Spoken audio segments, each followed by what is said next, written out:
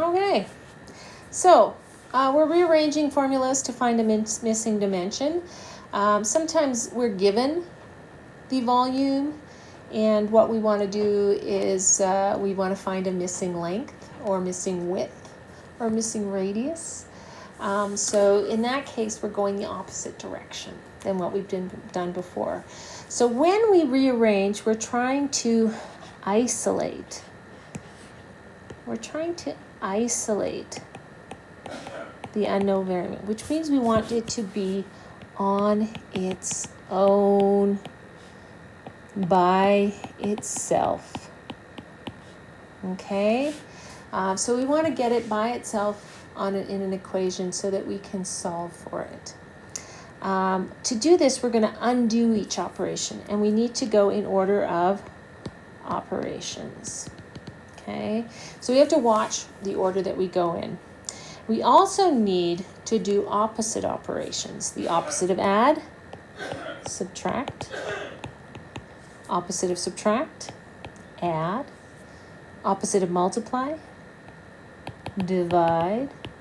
Opposite of divide, multiply. And the opposite of squared is the square root. Okay, so we're going to use those opposite relationships to help us solve. So let's do some examples to see what I'm talking about. It says here, a rectangle has an area of 39 meters squared and a width of 3 meters. Find the length. So let's think about that. That means we have a rectangle. It's got an area of 39 meters squared. The width is 3 meters, and we want to find the length. Now let's remember our formula. Area is length times width. Now the next thing we're going to do is we're going to substitute in what we know. We know from this information the area is 39 meters squared, and it's equal to length times the width, and the width is 3 meters. So remember, we want to isolate L, right? We want to isolate L, get it by itself. So the way we do that is we say, well, here L is times 3. So what's the opposite of times? Multiplying? Well, the opposite is dividing. So we're going to divide this by 3 meters. And if we do it on the one side, we have to do it on the other side. Otherwise, the equation is out of balance. So when we do that, the 3 meters just divides out on this side. And I'm left with L is equal to 39 meters squared divided by 3 meters. Well, what's 39 divided by 3? It's 13. And meters squared divided by meters is meters, which is what we want because it's a linear measurement. You can check that because we can check by putting in length and width. Length is 13 meters times our width, which is 3 meters. And yes, indeed, we get our 39 meters squared. So this is a check. You can always check to see if you got it right. Okay? And when these show up as multiple choice questions, you can always check those answers too. Let's look at this next one. Circumference of a circle is 21.6 inches. What is the radius to the nearest length? So we have a circle, and we want to know the radius, right? And the circumference is 21.6 inches. Now, circumference equals 2 pi r. So we're going to substitute in. So let's substitute in 21.6 inches is equal to 2 pi r. Now, again, we want to isolate r. We want to get it by itself. To do that, we're going to divide out the 2 pi from both sides. If we do it on one side, we have to do it on the other side. On this side, 2 pi and 2 pi just divide out and they equal 1. So r equals 21.6 inches divided by 2 pi. Now when I do that calculation, dun dun dun, I get 3.4377 inches. Okay, and this says to the nearest tenth, so I'm going to round it to 3.4 inches. Now, you can take that and check that. Check. right? So C equals 2 pi r. So that's 2 pi 3.4377. And when I multiply that through, I get 21.6 inches. Okay, so you can always check it to see if it works. Now notice when I checked it, I used all the decimals, otherwise it might have rounded down. So I was just being careful. Okay, dun dun dun, oops. So let's do another example. All right. Just want to see where this goes to. Okay. A box of Toblerone chocolate is the shape of a triangular prism. So it's getting more complicated here. The triangular faces have a base of 3.7 and a height of 3.2 centimeters. If the volume of the box is 123.7, determine the length of the box to the nearest tenth of a centimeters.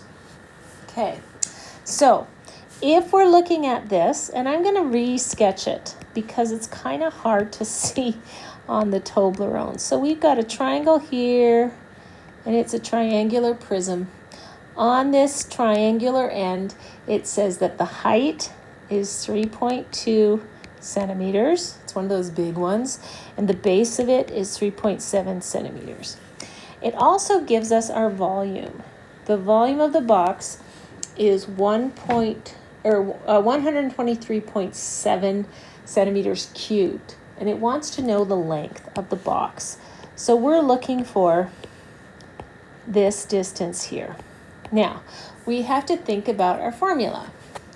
Our formula for volume of a prism, a regular prism, is volume of the base times the height.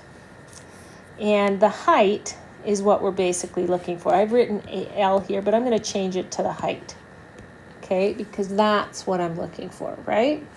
Now, let's figure out the volume of the base. It's base times height divided by 2, talking about that triangle, right? We're talking about this height, okay? So let's figure that out separately. 3.7 times 3.2 divided by 2, and we get 5.92 centimeters. Okay, centimeters squared. It's an area, right? So our volume is equal to that area times the height of the box. So let's substitute that in. Volume, we know the volume. So the volume is 123.7 centimeters cubed, and it's equal to 5.92 centimeters squared times the height that we're looking for. So we're going to divide both sides by 5.92 centimeters squared, 5.92 centimeters squared. On this side, cancels out, and I'm left with, H is equal to 123.7 centimeters cubed divided by 5.92 centimeters squared. When I divide those two, I get 895 centimeters, and it says to the nearest tenth, so I can round that to 20.9 centimeters for my height. And again, you can check it by multiplying, right? Okay. It's always good to do a few more examples. So we've got another one here with a cylinder. So it says here, a large cylindrical fuel storage tank has a capacity of 20,000 liters. It has a diameter of 2.4 meters. What is the height of the tank to the nearest tenth of a meter? So, first of all, we have to change capacity to volume, right? So here we have 20,000 liters, and we want to change it to centimeters cubed, which is our volume. And remember from up here, 1 liter is equal to 1,000 centimeters cubed. So that's equal to 1,000 centimeters cubed all over 1 liter, right? So we're going to get our volume here. So we'll get 20. It's going to be big. And we have 1, 2, 3 centimeters cubed. Okay? So it's a very big measurement of centimeters cubed. But that's okay. Right? Now, what we want to do now is we're going to, it says has a diameter of 2.4 meters, so we want to change diameter to radius, right? So the diameter, and it's in meters, so 2.4 meters times, so we've got to change that to 100 centimeters divided by 1 meter. So it's 240 meters, but the radius is half that, right? The radius is going to be 120 meters, or centimeters, sorry. Whew.